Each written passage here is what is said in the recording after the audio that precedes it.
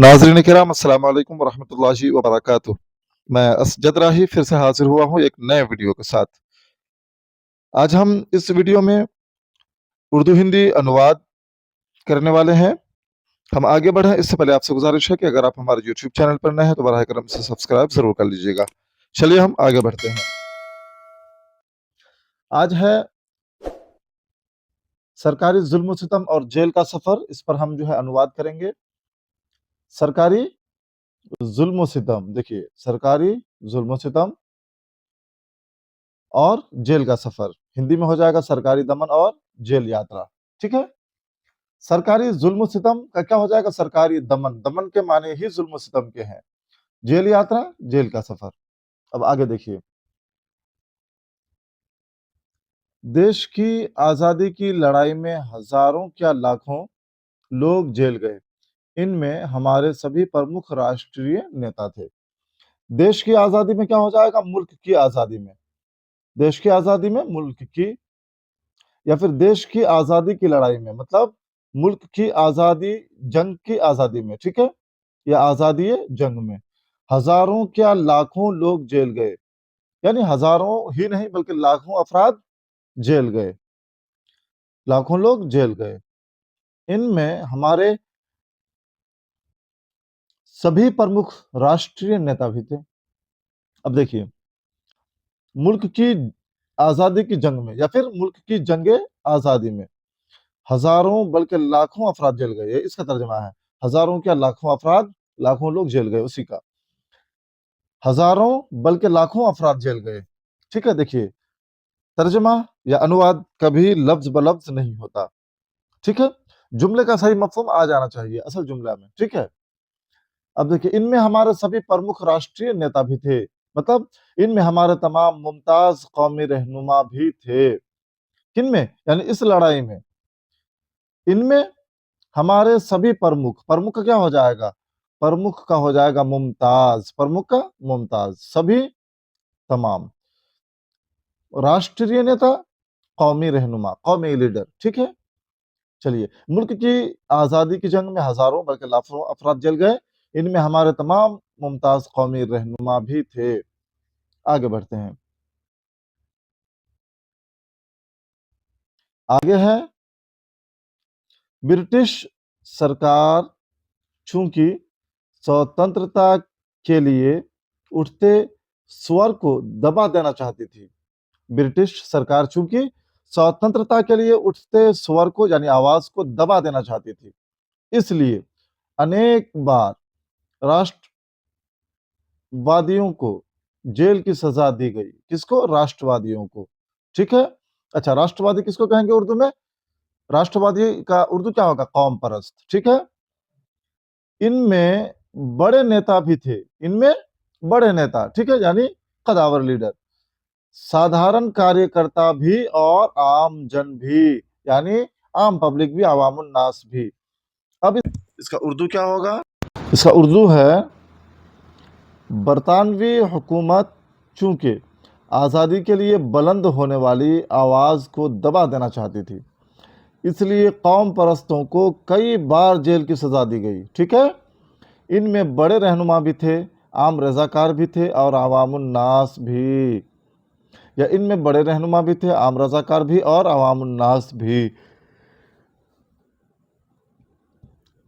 अब देखिए, थोड़ा सा हम इसको जूम आउट करते हैं और दोनों को एक साथ रखते हैं। अब देखिए, ब्रिटिश सरकार चूंकि स्वतंत्रता के लिए उठते स्वर को दबा देना चाहती थी, यानी ब्रिटिश सरकार, बरतानवी हुकूमत, ठीक है, चूंकि आज़ादी के लिए बुलंद होने वाली आवाज़ को, यानी स्वतंत्रता के लिए उठते स्वर को दबा देना चाहती थी, यानी आवाज़ को दबा देना चाहती थी, इसलिए कौम परस्तों को कई बार जेल की सजा दी गई। इसलिए अनेक बार, कई बार, अनेक बार राष्ट्रवादियों को जेल की सजा दी गई, यानी कौम परस्तों को, ठीक है, जेल की सजा दी गई। इनमें बड़े नेता भी थे, साधारण कार्यकर्ता भी और आम जन भी। इनमें बड़े रहनुमा भी थे, कार्यकर्ता, साधारण कार्यकर्ता, देखिए साधारण कार्यकर्ता, आम रजाकार। अगर सिर्फ कार्यकर्ता हो तो कार्यकर्ता को क्या कहेंगे? रजाकार। ठीक है। साधारण कार्यकर्ता, आम रजाकार और अवामुन नास भी, आम जन भी मतलब अवामुन नास भी। आगे बढ़ते हैं। अब देखिए इसमें क्या है, ब्रिटिश सरकार ने अन्य दमनकारी उपाय भी अपनाए। ब्रिटिश सरकार ने अन्य दमनकारी उपाय भी अपनाए। उर्दू क्या हो जाएगा इसका, बरतानवी हुकूमत ने दिगर जुल्म सितम के तरीके भी अपनाए। ब्रिटिश यानी बरतानवी हुकूमत ने दिगर जुल्म सितम के, या फिर बरतानवी हुकूमत ने जुल्म सितम के दिगर तरीके भी अपनाए। दिगर दोबारा हो गया है, दिगर दोबारा की ज़रूरत नहीं है, ठीक है। जिनमें, जिसमें या फिर जिनमें पुलिस बल का उपयोग और कठोर दंड भी शामिल थे। जिसमें पुलिस की ताकत का इस्तेमाल और सख्त सज़ाएं शामिल थीं, ठीक है, सख्त सज़ाएं भी शामिल थीं। लेकिन इन सब क्रूर उपायों से स्वतंत्रता सेनानियों का मनोबल नहीं टूटा। अब देखिए, लेकिन इन तमाम अज़ियतनाक हरबों, अज़ियतनाक तकलीफ देने वाली, ठीक है, क्रूर उपायों, अज़ियतनाक हरबों और तरीक़ों से मुजाहिदीन आज़ादी का हौसला पस्त नहीं हुआ। स्वतंत्रता सेनानियों का मनोबल नहीं टूटा मतलब हौसला पस्त नहीं हुआ, ठीक है। उर्दू वाला देख लीजिए, बरतानवी हुकूमत ने दिगर जुल्म सितम के तरीक़े भी अपनाए। दिगर बार बार एक ही बार काफ़ी है। जिसमें पुलिस की ताकत का इस्तेमाल और सख्त सज़ाएं शामिल थी। वहाँ पे चूँकि भी था तो आप भी लगा सकते हैं। पुलिस की ताकत का इस्तेमाल और सख्त सज़ाएं भी शामिल थी, यहाँ पे भी डाल दीजिएगा। लेकिन उन तमाम अज़ियतनाक हरबों और तरीक़ों से मुजाहिदीन आज़ादी का हौसला पस्त नहीं हुआ। लेकिन उन सभी क्रूर, ठीक है, उपायों से, तरीक़ों से, उपायों से मुजाहिदीन आज़ादी का, स्वतंत्रता सेनानियों का हौसला पस्त नहीं हुआ, मनोबल नहीं टूटा। तो आपको उर्दू से हिंदी करना है, हिंदी से उर्दू करना है और हर रोज़ करना है। कहीं से कुछ उठाइए, अखबार का कट लीजिए या कोई किताब ले लीजिए, उससे आप करने की, तर्जमा करने की कोशिश कीजिए। चलिए आगे बढ़ते हैं।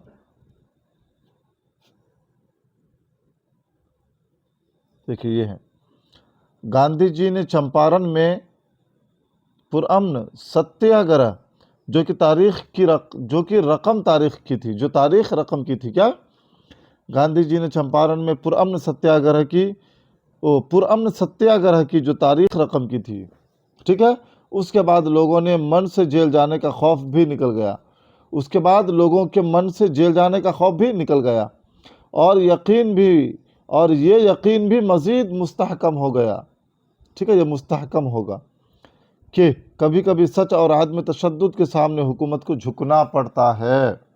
अब देखिए, गांधी जी ने चंपारण में पुरअमन सत्याग्रह की जो तारीख रकम की थी, उसके बाद लोगों के मन से जेल जाने का खौफ निकल गया और ये यकीन भी मज़ीद मुस्तहकम हो गया, मजबूत हो गया कि कभी कभी सच और आदम तशद्दुद, सत्य और अहिंसा, सच और आदम तशद्दुद को अहिंसा बोलते हैं, ठीक है, के सामने हुकूमत को झुकना पड़ता है, सरकार को घुटने टेकने पड़ते हैं, झुकना पड़ता है, ठीक है। हिंदी देखते हैं इसका।